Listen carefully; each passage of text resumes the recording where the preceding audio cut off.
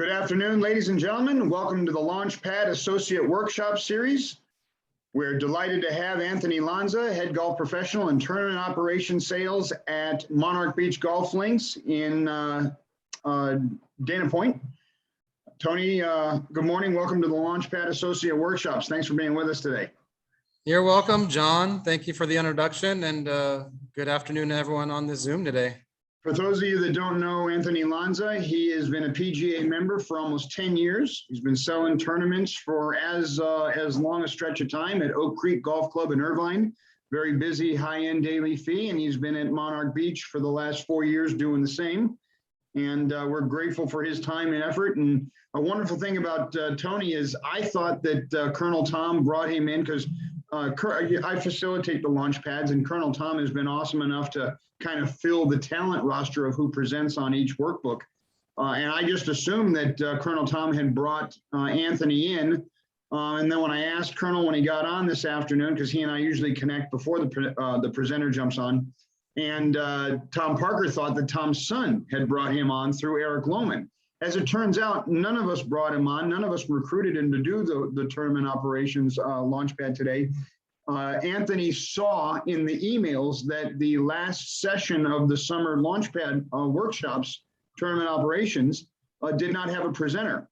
And so week in, week out, he saw the emails coming out without a presenter, and out of the goodness of his soul and his desire to give back, reached out to the education committee and volunteered himself to do the last installment of the launchpad for the summer series on tournament operations. Tony, on behalf of the education committee for the Southern California PGA, thank you very, very much for your time. We know how busy you are down there, especially this time of year. And thanks for coming on the launchpad. We're delighted to have you.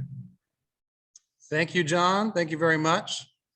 Congratulations to everyone on this Zoom today. Hopefully you've been following along with the launchpad, and this should be one of your final stops in putting your portfolio together. And I just want to congratulate everyone. And if you've missed anything, I know that these are all archived on YouTube. So, don't hesitate, get it going, get through the levels. And I'll probably say this a few times during the presentation, but the more you put in, the more you're going to get out. So don't delay, get on it.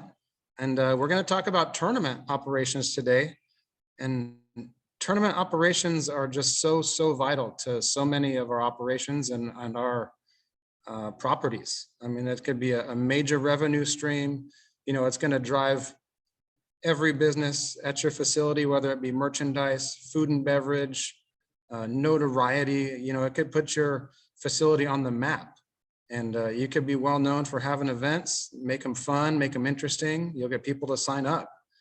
So I just want to stress how important tournaments are to the overall fundamental of your facility. It's not all about, it could be private club, resort, daily fee, high-end private, everyone's going to give you or host events, whether it be a member guest, charity tournament, fundraising tournament. So as we hit some of these points, just know that one of the most televised tournaments of the year is the Masters. That's a golf tournament. And how many people know what Augusta National is, and how many people can recognize that Augusta logo and think about that tradition every year, that tournament. Now, we may not do anything on that level, but just know that it's all going to stem from there, and it can really leave a legacy at your facility, and you can help out a lot of people. So tournament operations, just as important as any other topic that we've covered in your level one. I'll just touch on this slide here. Monarch Beach Golf Links is a nice little aerial view there. For those of you who haven't played it, we're right here in Dana Point, California on the coast. We have a beautiful 450 room Waldorf Astoria hotel that you can see right there centered in the picture. We've hosted senior events here when it used to be called the Toshiba Classic. We've hosted ladies events here before I moved down to Aviara. And so we've hosted everything from an 8-person groomsman wedding event, getting married at the hotel, to full-on 4-day, Champions Tour golf events. So we treat them all the same. They're all dynamic, and we enjoy hosting. Little about me here. As John said, I'm the head golf professional and golf event manager here at Monarch Beach Golf Links. Golf event manager means everything from selling the tournament, making sure the monies come in, making sure that merchandise comes in, to sending the thank you card and the nicely scented candle as a thank you gift. So I do it all from top to bottom, and we have a great team here. I definitely can't take all the credit for it myself. That's for sure. But I'm very excited to be a part of the LaunchPad. This is one of the coolest experiences, to be quite honest, for me to take part in this. And when I was going through my level 1 workbook almost 10 years ago now, we didn't have any programs like this. And so that's one of the reasons why I didn't hesitate at all to jump on board and to get involved and to share some of the experiences and knowledge that I have with all of you today, and wish you the best of my luck. I've been privileged and honored to be recognized as the 2018 SCPGA Metropolitan Chapter Assistant Golf Professional of the Year when I had the A8 designation. Very honored and privileged to be recognized by my peers there. You know, there are many deserving candidates for all these awards, and it just feels good when you're the one that gets recognized. Also won the 2020 SCPGA Metropolitan Chapter Horton Smith Award, which kind of goes hand in hand with mentorship and growing those professionals around you, whether they be apprentices or even a Class A professional that may not have quite enough experience, as much experience as you, or maybe just has experience in different areas, because we're all going to come from different walks. We're all going to have different histories of facilities under our belt, whether it be high-end private, whether it be high-end daily fee, whether it be you know, a public par 3 municipal. We're all going to bring different tools to the table, and it's all about working together, sharing those. And so I am very proud about the awards, and just want y'all to know that you're learning from someone today that's qualified. All right, so the key takeaways today. These 4 points that we're going to really drive in today are right in line with your level 1 portfolio. So planning, administration, execution, and review. We're going to go through each of these, make sure that each one is very, very clear to all you guys. So there are no questions, no questions, and you'll be able to jump right onto that workbook and get it knocked out. You know, this should be, it's a true passion for me. If you haven't realized that already, I did volunteer to do this when I found out there was no one doing it. And so it's really happy to have everyone here. We're going to look at this slide right here, and I'm going to point out a few things. As you can see here, the carts are staged, you know, in a much different aspect than, let's say, your normal carts would be staged for just a daily tee time type of golf day, right? We're going to put those carts in a formation so they can be led out to the golf course in an orderly fashion. And they're all going to start breaking off when they get to their assigned holes. And if you look at the roofs of these carts, we have some cart toppers, who everyone on this Zoom's maybe seen in the past. That's going to signify which hole these carts are going to. So when your player gets to the event, it's going to be real easy for them to find the cart that they're on. And if you looked a little closer, if we blew this up, you would see some you know, cart signs in the front of the cart that has everyone's name on them. So everyone knows where they're going to be seated for the day. And if you looked at the steering wheel, you would have a scorecard on there, and you would have maybe a rules and information sheet on there. So, you know, that might be a little different than your normal everyday tee time start. If you take a little closer look to the event that's happening on the lawn there, you'll be able to see lots of brands. Right, you'll be able to see logos, you'll be able to see tents and a gathering, right? So that's obviously and sponsorships that we'll get into as we go down the line. So this picture I liked, and I wanted to show it. This is an event here at Monarch a few years back, and I just wanted to point out some of the differences, and we'll touch on those as we go through these 4 points here. You know, a tournament day at the golf course is going to be a bit different than your normal tee time start day at the golf course. A little bit about this picture. All right, we're going to jump right into it here. Planning. we can all take a look at this photo. I'm going to start here most of the time. As you can see here, we're kind of putting the pieces together to get to the goal, right? Our goals for golf tournaments could be different for each one. We do over 10,000 tournament rounds here per year, and we generate millions of dollars in revenue. Very important here at Monarch Beach, as well as other facilities. So we're putting pieces together to get to the goal. The goal could be fundraising. The goal could be a competition. The goal could be team building, employee incentive, or a component of a larger deal. It could be, we could have a wine dinner and a golf tournament happening at the same time. So whatever that goal is basically what we're trying to get to. So our first note is event format and details, right? Lots of different formats for golf events. Could have a scramble, could have a shamble, best ball, best 204, stroke play event, can go even further, Stableford, alternate shot, cha-cha-cha, right? We have many different formats and details of golf events. And the essential to choose the right one is trying to get to your goal. I would say here at Monarch Beach Golf Links, the majority of our events are going to be scramble events or best 204 events. People that don't play golf all the time, a lot of the charity fundraising events that we host are raising money. And so they want to create a fun atmosphere and a team environment. And so that's kind of why scramble is most popular here. But throughout the year, if it's our member, it's going more of like a stroke play, handicap, and net type event. Our step 2 going to be a sales contract. All of these events, you got to put information into one spot, and then you're going to have to get, usually sign off on that in a legally binding type of contract.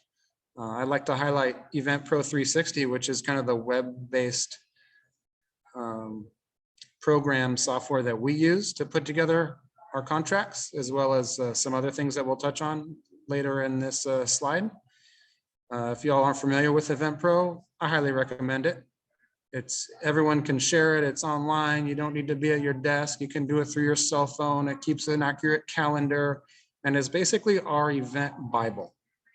So everyone's going to be able, whether it's your director of merchandise, whether it's your director of food and beverage, everyone's going to be able to log into this, and they're going to find out the details of the event. And it's up to me as the sales coordinator or the event manager to really make this detailed. So a sales contract is important. That's going to be the building blocks. That's that first piece in that puzzle to the goal. Our third point here, tournament committees. I can't stress enough how important these tournament committees are. Doesn't want me to stay on this slide. Tournament committees, real important. You're going to need help, right? These are all very cumbersome events that take a lot of work.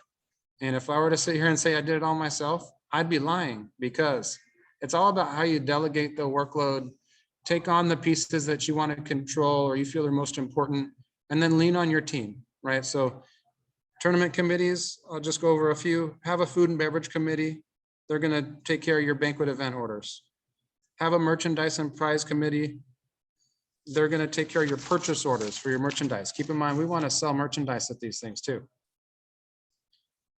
We're also going to have a golf operations committee, right? You need a golf operations committee to take care of scheduling and to take care of some of the things that come in with hosting that tournament that day and having employees and team members to service your golfers. And then you're also going to want to have an agronomy or a maintenance committee. We want to make sure that the holes are cut where we want them to. We want to make sure we have a pin sheet if we need one. We want to make sure that the course is in tip-top shape when we have these events. And we want to make sure there's no maintenance scheduled around, your marquee events for the season. Or if there is maintenance, you want to be able to communicate that to your client or whoever's going to be there that day. So, set up your committees and make sure that you have support. And this is a very, very important aspect to reaching your goal and laying those puzzle pieces, if you will. Our fourth point is going to be that merchandise order. or a purchase order, right? This comes again right from EventPro. Our director of merchandise and the tournament committee.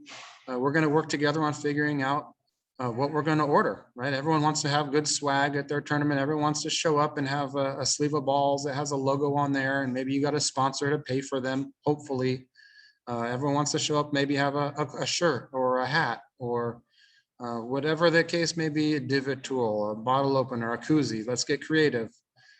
You're gonna have to put together purchase orders for those, and that stems directly from your tournament committee. You want to have a merchandise committee, involve your director of retail or your director of merchandising and buyers, and then lean on your vendors too. If it's Travis Matthew, who we partner with all the time, Quater, Malbon, Straight Down. I mean, some of these latest and greatest have something that's on trend with the event that you're having. If it's going to be a younger crowd, then get some Travis Matthew in there. If it's maybe a little different crowd, get some Peter Millar. You know, make the right choice so that you give your attendees something that they're going to go home and they're going to use, and they're going to talk to their friends about the cool stuff that they got at the event, and that'll keep people coming back. Next point, number 5, the banquet event order. Once again, this is going to come from EventPro 360. It has different outlets for your food and beverage, for your merchandiser, for the sales coordinator to print out various reports or contracts. So your banquet event order is going to outline all the food that you're going to get. How many events have you guys played in where you're getting, you know, tacos on the course, or you're getting a fresh baked cookie right there on the 10th tee from the oven, and you're getting some nice carved prime rib at the end, and a nice rosemary chicken breast. And so all these food items need to be ordered. First of all, they need to be cooked and they need to be served. And so that's where this event order is going to outline what time this is happening, the quantity that we need, and even the date that you need to put the order in. So, you know, it'll flag you or it'll email you when you set it up, and it'll say this order needs to be in on this date. So you'll remember, because once again, 10,000 plus tournament rounds, each one is important. It's good to be organized and set yourself some reminders. So don't be afraid to do that. Number 6, we're going to go with the golf event collateral. I'm going to just touch on Golf Genius. We use Golf Genius a ton here at Monarch Beach Golf Links, and I hope most of you are familiar with it because they're a great supporter of PGA and especially the Southern California PGA. But this is going to produce all of your cart signs and all of your pairings lists and all of your scorecards and your scoreboard and information sheets, so that other team members that are working the event are going to know where the closest to the pins are. They're going to know where the longest drive holes are. They're going to know what each event participant is entitled to if they come in the golf shop. If there's a merchandise credit, it's going to give a list of everyone's names. So when people call, you can tell them when the event's happening, what time it's happening, what hole assignment they have. And so you want to share this information with your team members so that everyone's on the same page. And this will be kind of delegated by this tournament committee. But, you know, Golf Genius is a great one. Most of us may have some spreadsheets that we like to use, or even a Tournament Expert or something of that nature. So get yourself on board with one of these planning programs. I like Genius, web-based, cloud-based, live scoring options, really good. Okay, our next point here, administration. We're gonna just take a quick look at this photo here, and in my eyes, kind of self-explanatory. Everyone working together, everyone following directions, giving their input, and just coming together to make the best event possible. Everyone's idea matters. Everyone has a say. And so I really like this idea of a round table and everyone putting their input in. So it might be a little cheesy, but I put it in there for you. Okay, our first one here, organizational chart with responsibilities. This is going to come down to your tournament committees. So you want to be real clear and specific with your tournament committees. If it's the food and beverage committee, your director of food and beverage needs to delegate the task so that the food is ordered, and you know, not have them worry about whether the shirts are going to get delivered on time, right? This may seem simple, but things can get a little confusing about whose area is in charge of what. So that's where I like an organizational chart, put the responsibilities down there and then assign it to everyone so that they know exactly what they're responsible for, what they're going to be held accountable for, and then when they need to produce, basically. Our second point here is a tournament meeting. I like to have a simple kind of 30, 60, 90-day tournament meeting before our larger events. Here at Monarch Beach Golf Links, I conduct a weekly tournament meeting, and I'll send out a weekly, I'll say, call it an action plan or a functions report about what's coming up, what I need from our maintenance department, what I need from our food and beverage department, what I need from the retail department, and make sure everyone's on the same page. Make sure everyone is in line, I'll say, and so there's no surprises, because the worst thing you can do is surprise someone, one of your departments, and try to hold them accountable when you haven't brought it up enough times, or you haven't made them aware or communicated efficiently of what you need. So if the shirts aren't there on event day, you need to be able to, show your director of retail multiple times how you've had this conversation whether you needed to order the shirts, and then you need to follow up and make sure it happened. If it didn't get there because of a shipping delay, that's a different story. But just make sure you have a tournament meetings. I like to use Zoom, right? That's in parentheses. We're all on a Zoom call. It's an easy way to connect with folks. FaceTime calls here at Monarch Beach for our weekly meeting. It's everyone in house. If you're not here, you can Zoom in. Make it pretty simple so everyone can be in attendance, and we make them real quick. Number 3, we'll say setting up accounts and organizing invoices. You're going to need to set up an account for all these events, right? Because there's monies flowing in and out. You're going to get people signing up. You're going to get monies being deposited, and you're going to get invoices in for the shirts or the food or, whatever it is that you're ordering, and then money is going to be flowing out. So you need to set up individual accounts. I have in parentheses here Easy Suite, which is the point of sale software that we use here at Monarch Beach Golf Links. I know everyone has their own point of sale, but I'm sure it has some type of capability where you can open up accounts for these events, and you want to keep things separate, because at the end of this event, that client, or you need to produce some type of statement or invoice that's itemized. And you're going to need to have, every water, every Gatorade that was purchased. If you're going to need to have every beer or cocktail that was purchased, all the shirts, the rent, the fees for the guest fees that day, or the rental of the golf course, right? Everything needs to be there. All the deposits need to be laid out. All the debits need to be there too. So, get yourself involved with one of these point of sale softwares. It's very important to staying organized with these events. Number 4, marketing, promoting, and collecting enrollments. Once again, I like to use for all of our in-house events, it's mostly web-based. It's going to go through our online store. As soon as they sign up and pay for the event, that money goes right into that Easy Suite account, and it's easy to pull that information and see who signed up, when they signed up, so on and so forth. There's a whole trail, and you want to be able to have that trail, because more often than not, someone's going to be there asking you questions. Someone's going to be asking for a refund. There's all these questions that are going to come up. So that's why organization helps, and the paper trail helps. So you can always look back, whether it be months or years later, usually not years, months, weeks later, and you're able to provide, an accurate account of what happened. Number 5, I think we touched on this: collecting payments, producing statements. And so you're going to need to collect payments for these events. Usually folks are signing up individually. Sometimes they're signing up as a foursome, sometimes as a twosome. And so you want to collect all the payments. You want to be able to keep things separated, and you want to be able to produce an invoice and a statement at the end. And we pull all those from our point of sale software that we call Easy Suite. If you don't have a point of sale software you're comfortable with, take a look at Easy Suite.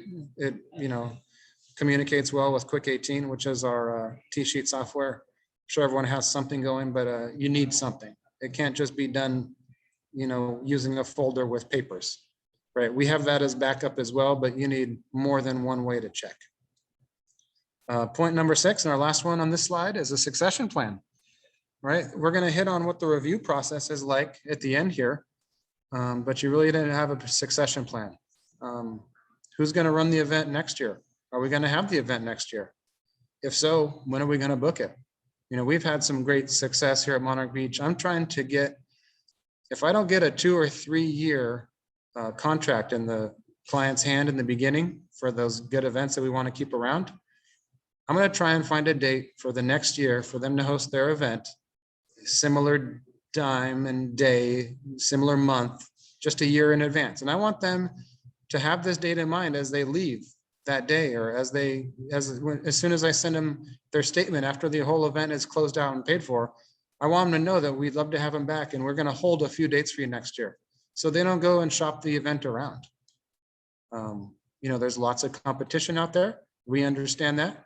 And that's why we try to be the best and have an event staff dedicated to just golf tournaments, right? These aren't our always, you know, working type of folks. They may work a few times a month, but when it's tournament season, they're here. And so it's good to have a succession plan, try to get that event back, and then also have a professional succession plan. If I up and leave, let's say 2 months from now, 3 months from now, who's going to run the events? Who's going to step in? Because there's going to be multiple events that are planned, thousands of golf rounds that are planned. So who's going to step in? Who's going to take over? And that's important when all of you have your own facilities one day. Always have a succession plan in mind, not only for tournaments, but for every aspect of your golf operation. All right, here we are, execution, moving right along. I'm going to touch on this slide here very quickly. Execution starts with a strategy, then you got to execute it, and that's going to be what your success is measured on. So number one in this slide, be prepared, right? Some of the things that we've discussed in these last 2 slides is what prepares you and your team and your staff to run a very successful golf event. And your golfers are going to know. One, your client's going to know, or whoever's in charge, whoever came to you saying, we'd love to host an event at Monarch Beach, they're going to be looking for anywhere you mess up, any mistakes that are made, anything that isn't to their standard. So be prepared and prepare your team. 2, be organized. I would say that the compliment that I get from my team most often is that I keep things very organized. So whether that be through keeping the tournament meetings weekly, whether that be, you know, having that functions report sent out every week. Everyone knows what their responsibilities are.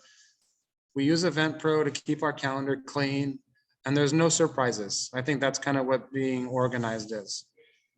There are going to be surprises along the way, but the ability for you to roll with those is going to be how organized you are. Because if you're not organized, you're going to be walking through the sand on just the simple stuff. You won't be able to handle the more advanced requests that you get. This is good. So that leads me right into the third part here, ability to multitask. There's going to be a number of moving parts on event day. You're going to be hit with a lot of questions, right? You're the general that day. So everyone's going to come to you. You're the keeper of the knowledge.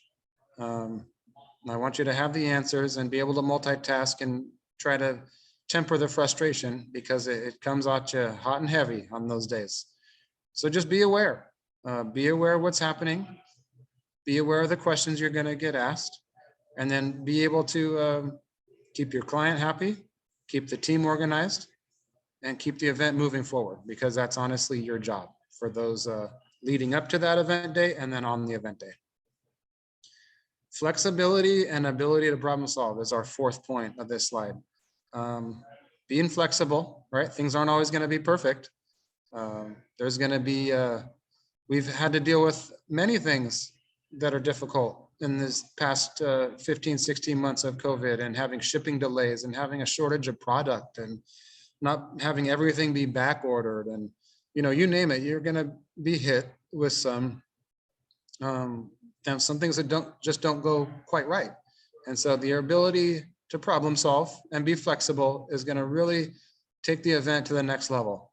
And as long as you know, you think on your feet and you make smart decisions, you're going to have a good event no matter what gets thrown at you. You know, make your best choice with what you're given. That's basically all I can tell you from experience.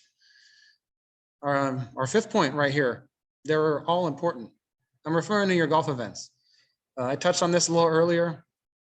We've hosted everything from a 4-day Toshiba Champions Tour event to an 8-player wedding party with the groomsmen event, right? They're all as important as the next one. You think that our groomsman coming out for that 8-player event isn't excited to be here and doesn't want to produce a great day for his golfers or his guests that he's hosting? No, of course he does, right? They may have less moving parts. You may think that it's going to be easier to get through, but to be quite honest, the larger the event, the more help I'm going to ask for. The smaller the event, I'm going to ask for less help because there's not as many moving parts. But what's key is to not overlook them. Just because the event may seem easy or may seem small or whatever the case may be, don't overlook it because you're going to get a curveball. And guess what? We've all been there. I've had, personally, I've forgotten to book events on the tee sheet before, even if it was a small event, slips through the cracks. I'm not perfect, never claimed to be. And so it's the ability to think on your feet. You got to get on the phone. You got to start calling other people. You got to make some room. You got to offer some concessions to those folks that do have reservations and offer to buy them lunch and a round of drinks and say, you're very, very sorry. Their tee time is going to be pushed back 20, 30, 40 minutes to make room for, a small group. If you forget, that's kind of what I had to do. But ability to problem solve and being flexible took, those 2 keys into account right there. Our last slide here. Soup to nuts. I hope everyone knows what soup to nuts means at the end of this presentation. That means taking the event from the initial phone call of whoever your client is saying, I would love to have an event at Monarch Beach Golf Links, sending them a contract, getting deposits, getting your team on board, establishing the committees, putting money in the account, putting them on the tee sheet, ironing out the details, announcing, thank you everyone for coming, go have a great time, and then putting those numbers on the scoreboard and circulating who finished first, second, third, right? Soup to nuts. I want everyone to walk away from this presentation or look back on it and know and feel comfortable scheduling an event, right? We're talking tens of 20s, 30s, thousands of dollars for these events, if not more. Be comfortable setting it up, contracting it, taking some payments, getting your team on board, facilitating a great day. Soup to nuts. All right, I think this is our last slide here. Review. I mean, if not the most important part, look at this photo, right? Seems simple, right? Just review. But you got to be able to examine through a magnifying glass what exactly happened to that event. And be able to take away the good, take away the bad, and then give it an overall grade, if you will. So number 1, review and evaluation, right? This is the importance of improvement. This is how we've become such professionals here and established our reputation at Monarch Beach Golf Links for hosting very, very, very concise and tight golf events, right? We've reviewed, we've improved, and the same way you want to get your committees involved before the event, you want to get them involved after the event. And I try to take constructive criticism myself. What could I do better?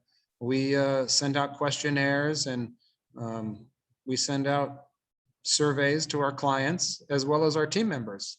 Were you supported? What do you need? What can we do better? And it seems like everyone always has something to say, and don't be upset at that. Take it with a grain of salt and try to improve on it.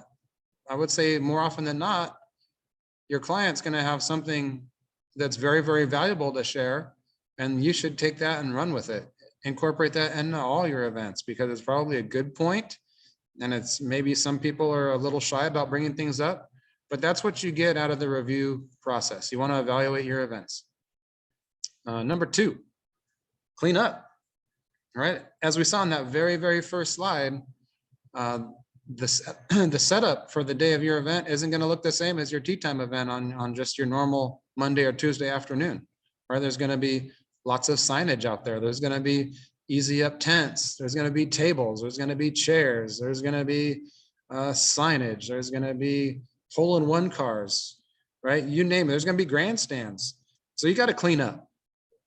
if you have hosting a one-day event, John Smith that comes to golf that Saturday morning after the Friday event doesn't need to see the hole-in-one sign from the day before. He doesn't need to see registration tables up at registration from the night before. He doesn't need to see a banner hanging, right? So part of your purpose, and you got to delegate this to your committee members, is to be able to clean up. You got to put the toys away. You got to be able to leave a zero footprint from that day carrying on to the next day, because the next day is a new day. Golfers that are golfing the day after your event, they don't care what happened the day before. They don't want to see it, because it's going to leave an impression in their mind that they're less important. Their round is less important because they must host these big events, and my daily fee doesn't matter. We don't want that precedent here. Surveys and questionnaires. I touched on that a little bit, right? You want to be able to ask your peers, ask your team members, ask your client, what can we do better? What would you like to be seen done in the future? How can we improve, right? Use them as your resource, because they're the ones that essentially it's going to come down to whether they come back or not. And if you can start getting them on the hook for next time and say, we'd really like to improve on these one or two things when we host you again next year, well, you're already starting to plant those beanstalk seeds into their mind about having another event, coming back, improving on this year over year, and really trying to gain their trust. If you don't ask for any feedback, they're going to think that you basically don't want them back, or you don't want to improve, or that you think you're the best, right? We know we're good, but we're a playoff team. We're not a championship team, right? We want to be a championship team. Right now, we're a playoff team, and that's because we have some new folks on board, but I'm going to train them up and we're going to get them there. Point number 4 here on the last slide, tournament summary sheet, right? This one, very important. You want to be able to check the boxes. So one thing I do at our weekly meeting is go over last week's events, and we go through just a simple summary sheet, and we kind of give ourselves a grade. We're going to get a grade on how we did the food and beverage side. We're going to get a grade on how we did on the merchandise side. We're going to get a grade on how we did on the golf operations side and the agronomy side. Did we put forth our best effort? Were there things that fell through the cracks? Were there things we couldn't control? People call out sick, people get injured, people are late to work, the shirts didn't get delivered in time, you name it. So that's kind of where we put our summary sheet into play, and I'll keep an archive of those so that when we host the same event, maybe 1 year, 2 years, 3 years down the line, I can look back and see maybe where we fell short on previous years, and I'll put those at the top of the list on ways to improve for the next year. Point number 5, revenue versus cost. I would say this is at the forefront, pretty important, right? Did we make the money we were trying to make? Did we raise money for charity that we were trying to raise? Or did we have to pay too much in overtime and ended up squandering away any kind of profits that we're going to make, right? And so if that's the case, how are we going to improve next year? Are we going to charge more? Are we going to schedule less help? So those are all the factors that we want to look at. And this is part of the review process, and definitely very important, because our owners always want to know that we're making money. If we host an event and our revenue falls short of our costs, then we don't keep our jobs. That's not the way the lights stay on. That's not how you put fuel in the jet. The doors are going to close if you can't meet, if your revenues aren't as much as your costs. And then our 6th point here is rebooking, right? We want to be able to rebook that event, especially if it's a great driver for our facility, right? If we're selling tons of merchandise, tons of food and beverage, we're getting a great rate for the buyout for that day, or for the per person spend if it's a smaller group. We want to rebook them. And then I maybe touched on it a little bit previously, but I want to get my clients a 2 or 3 year contract, and I'll offer them an incentive to sign a 3-year contract with us, so that I know for the next 3 years they're going to come, and they're contracted, and we have a deposit, and it's a legally binding thing. And we look forward to, we have some marquee events that are on our calendar that we would never want to lose And, I'll bend over backwards for them because I know they're tied into a 3-year contract. And that is another point where this tournament summary sheet comes into play and the review process comes into play, because on the second year of that contract, if you're making the same mistakes you're making in the first year, I can tell you from experience, it doesn't go over well. And that third year is going to come, with a lot of heat. And so you want to be able to improve year over year. You want to try your best to rebook those events, try to get them a date for next year. As soon as you send that statement and your thank you and the very nicely scented candle as a gift, get them on board for the next year. Well, ladies and gentlemen, that is me on a fat scooter, possibly 10 pounds ago before this COVID bubble hit. I don't know if everyone feels my pain on that, but that's my LinkedIn address. That's our website here at Monarch Beach Golf Links. Email me anytime, and a direct number to me. Please leave today knowing that you can use me as a reference. If you have any questions, please let me know. Obviously, tournament operations are very important to the facility. The LaunchPad and all of its supporters, John and Tom, are very important to the growth and success of all of our PGA professionals in our field. And I encourage you to get through your levels. You're going to get out what you put in. A lot of fun. How about some Q&A, guys? You got any questions? Absolutely, Anthony. On behalf of the Education Committee for the SCPGA, thanks for a wonderful presentation. For all the attendees that are on this afternoon's LaunchPad, you do have the ability to unmute yourself and ask Anthony a question directly. We do have some questions that come in, or feel free to raise your hand and we can directly unmute you and you can speak directly to Anthony regarding his presentation. Anthony, a couple of questions that have come in. Can you talk about to the associate that is going through the work experience kit for the tournament operations? I know a lot's changed. I mean, you've been a member for almost 10 years, but in terms of preparations for the tournament operations work experience kit, do you have any insight that you can give regarding them assembling that and further preparing for the examinations as well? Absolutely. Yeah, good question. I'm happy to help and supply some materials that we would use here so that you can include them in your work experience kit. I think a big change from when I was going through the program is technology. Cloud-based programs, Golf Genius, and ways to make event collateral to share with your team and your staff to organize pairings and cart signs and things. I remember, using spreadsheets and just spending hours on end trying to adjust the spreadsheet to fit the event that you're doing. And now they have wonderful things like Golf Genius and technology that kind of do that for you and have those platforms and templates in place so you can use them. So reach out to me if you need some of that collateral, and I'd be happy to explain what we use it for. And hopefully you can refer back to this presentation and get a feel for, what you need to host and organize a successful event, and kind of some of the backbone. It comes down to communicating information. And nowadays we do that with Zoom meetings and printed materials that you share with your team.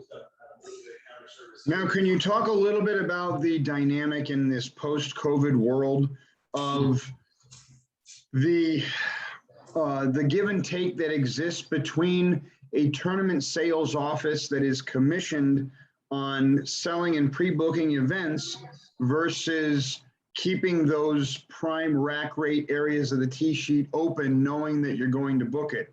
Like we talked about before the webinar started, 4 years ago, it was take whatever you could get to book your tee sheet. And there was a lot of flexibility in terms of what that price was you were committing to. But now with this golf resurgence that we're experiencing and the ability to drive as much revenue as you can with your tee sheet, how do you handle that dynamic, particularly at Monarch Beach, when you've got so much rack rate demand at prime time versus a tournament sales office that's trying to sell those tournaments and get those pre-books in?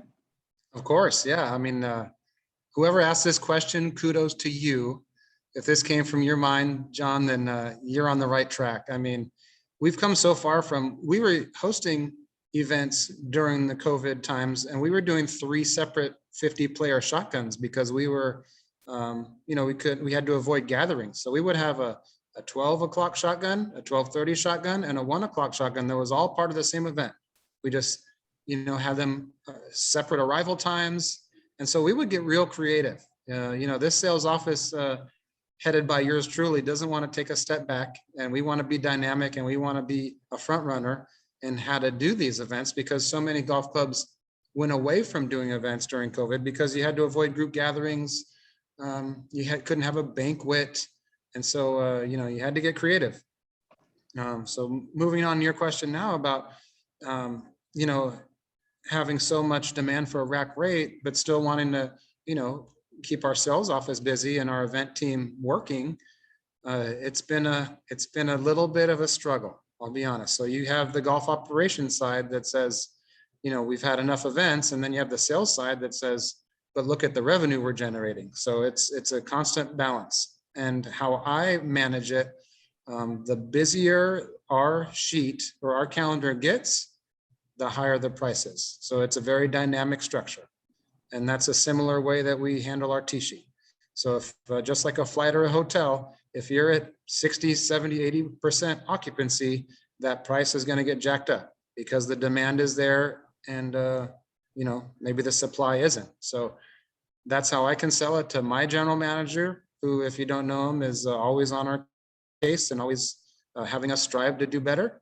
It's a dynamic price scale. So if there's less availability for that month, but the event still wants to host and they want to pay what it is for them to pay, then we book it. And then, I'll never book more than, let's say, a couple, 3, 4 buyouts per week, so that there's always availability for our membership, for our discount card holders, for our resort guests and resort members. There's always going to be a time for them to play. Maybe it's not Monday, but it's Tuesday. Maybe it's not Monday or Tuesday, but it's Wednesday.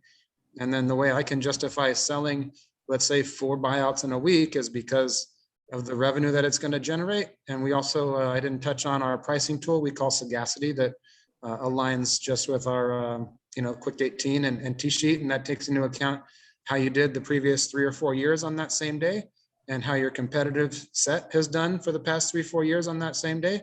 And if I can beat that number by 20, 25%, then my hands go up and say, this is good business.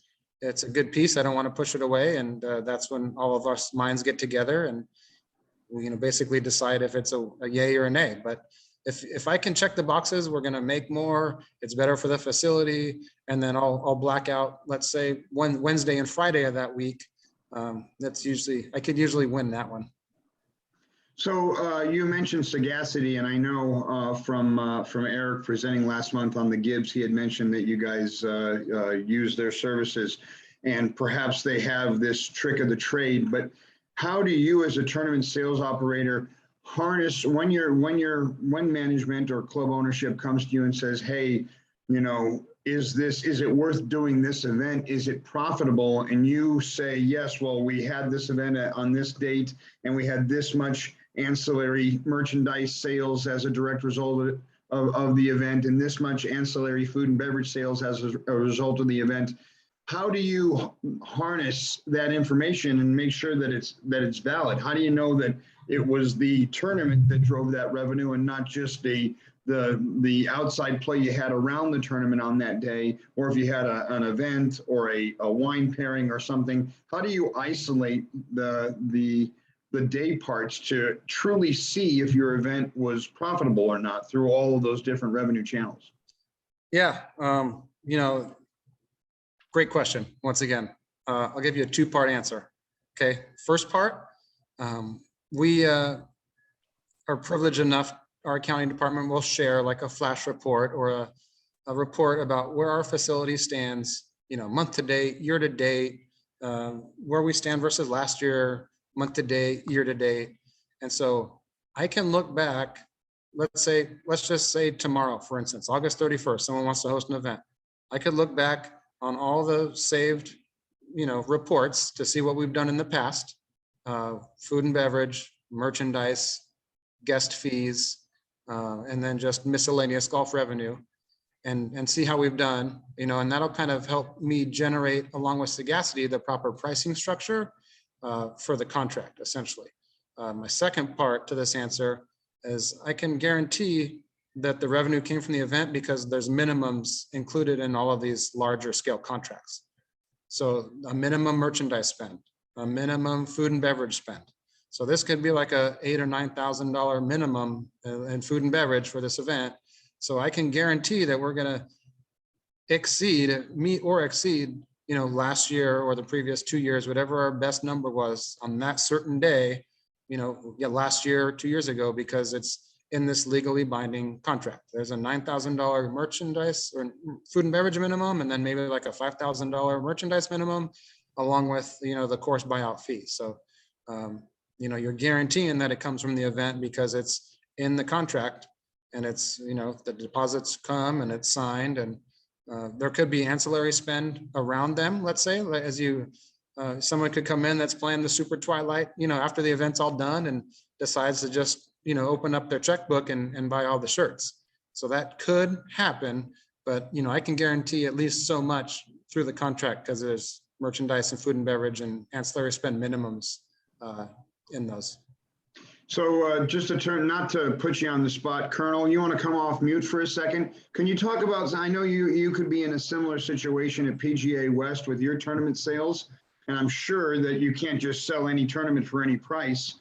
You've got to make sure that it's profitable. There's people that are counting on you to make that happen or hold you accountable to that. What are some of the tools that you guys do to make sure that your events are profitable before you take up valuable member times or valuable public times on your resort courses? That's a great question. And first, I want to say to Anthony, if you got a guy that's going to buy up all the shirts afterwards, send him to my facility, okay? Because I want that guy there. Yeah, in terms of trying to be, Anthony mentioned it. The P&L up front, the budgets, the costs, the revenues, the tournament summary sheet, all of that. Absolutely. We prepare those kinds of things. We use the technology, not as much as you guys do at Monarch Beach. We're Golf Genius at PGA West. We're Event Pro 360 here. We do have a little bit, our BEO system is not as integrated as it should be. And that's a sore point for us. But yeah, we do absolutely. And we haven't at PGA West gotten into, when I was at Medina, we had the Mondays open, and we did a huge business of Monday outings with the corporate facilities, the Walmarts, the Costcos, the Chicago Blackhawks, things like that. And they were very, very profitable for us. PGA West, we don't have any down days.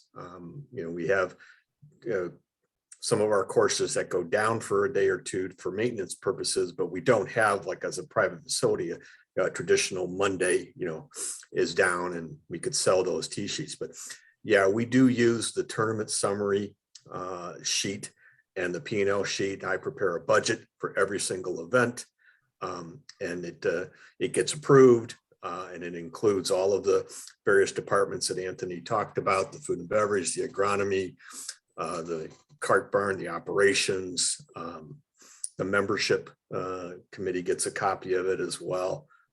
And then we, the merchandising manager gets a copy, and then we try to upsell as much as we can for, any ancillary services, whether it be corporate sponsorships, whether it be, food vendors out on the course, whether it be special prizes, special contests, beat the pro, long drive, they try to get me out there to do the long drive, but there's no way that I ever will be able to do that because, I'm a little bit older than Anthony, so I can't do that as much.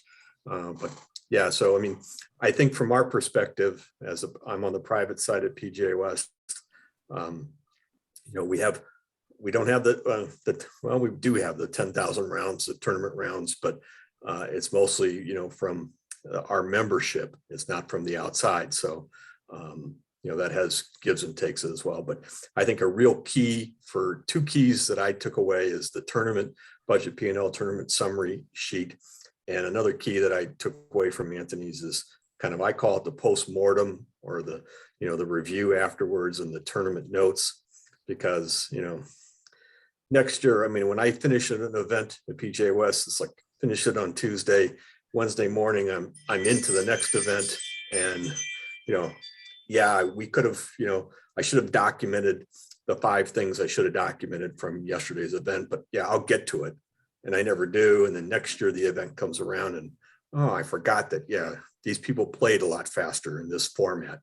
And the food and beverage was pissed off at me because I told them it was going to be 12:30 lunch and they all got done at 11:15, And where's the food? And I should have documented that in my notes so that next year I would have said, okay, I'm not going to make that same mistake. But, we've all been there. So those are some of the things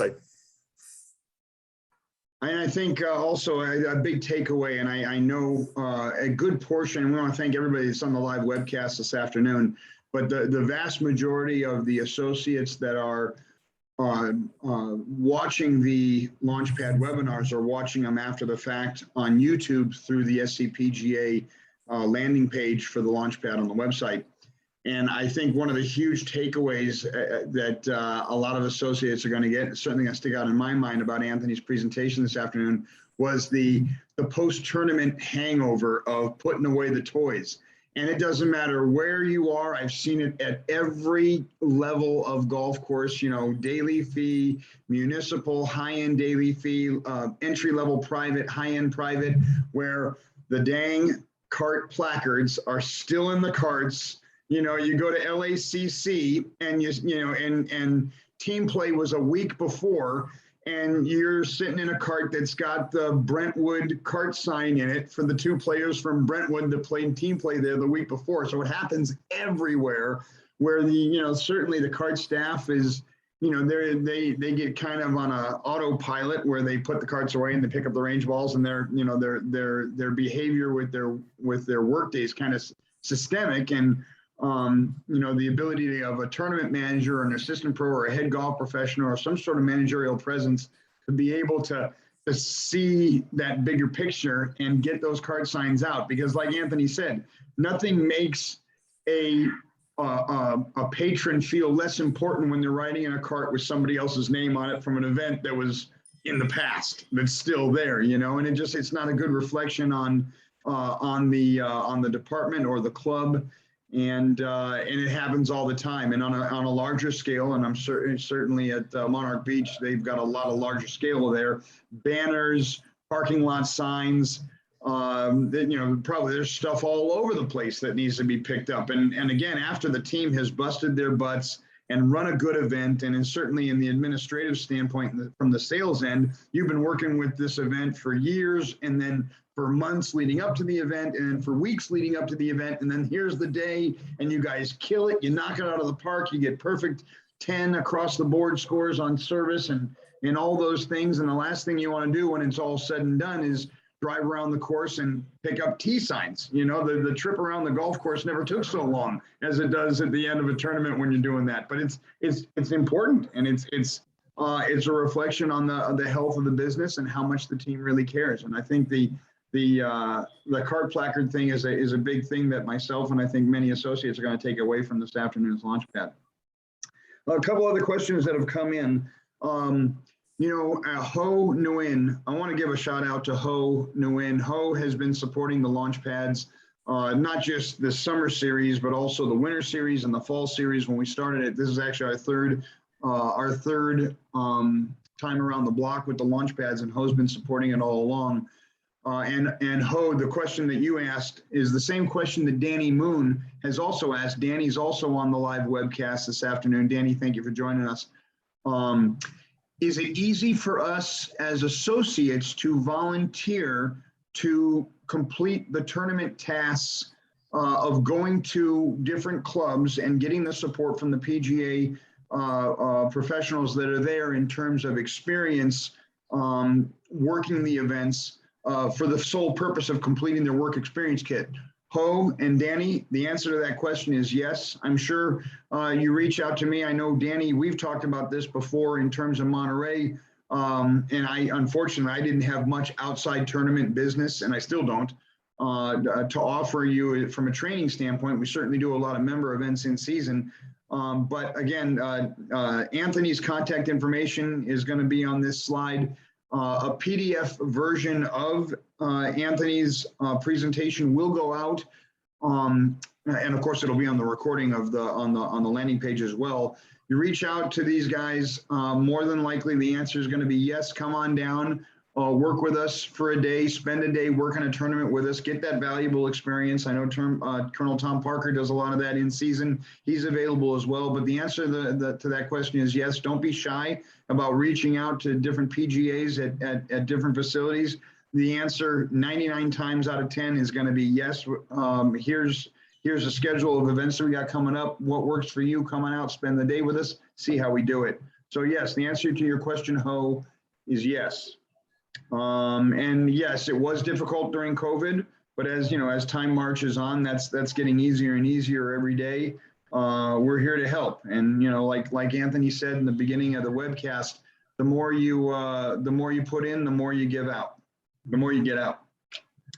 I think that is all the questions we have this afternoon. We actually went over by a few minutes. On behalf of the Education Committee for the Southern California PGA, we'd like to thank Anthony Lanza of Monarch Beach Golf Links for putting together this presentation and sharing his expertise on tournament sales operations. Anthony, thank you very much. It was wonderful having you on the webcast this afternoon. Colonel Tom, as usual, thank you for all your promotion. And everybody, this is the last LaunchPad of the summer series.